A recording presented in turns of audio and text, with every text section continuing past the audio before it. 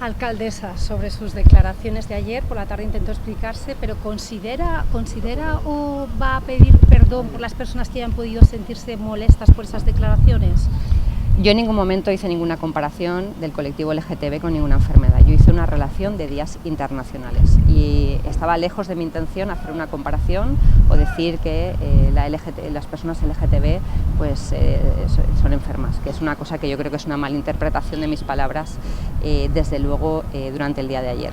Por tanto, evidentemente, en ningún caso, en ningún momento, en ninguno de mis escenarios mentales, quise comparar en absoluto el colectivo LGTB con ninguna enfermedad.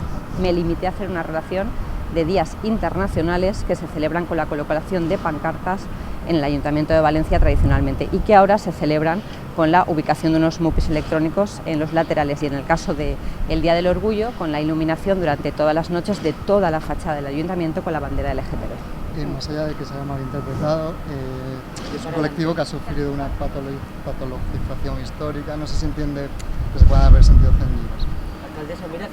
Yo lo que entiendo es que de una intervención mía de 2 minutos se cogió un vídeo de 15 segundos. Y voy a ser muy corta para que nadie tenga que recortar estas declaraciones mías ahora. ¿Pero ya a día de hoy considera que tiene que pedir perdón o no? Es que nunca hice una comparación, en ningún momento. Y os invito a ver ese vídeo completo de 2 minutos, no de 15 segundos. Hice una relación de días internacionales que colocan pancartas en el Ayuntamiento de Valencia.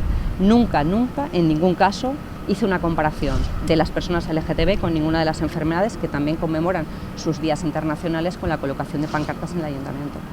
Alcaldessa, ha sigut avui protagonista en la sessió de control i també des de Madrid s'han fet declaracions en aquest sentit.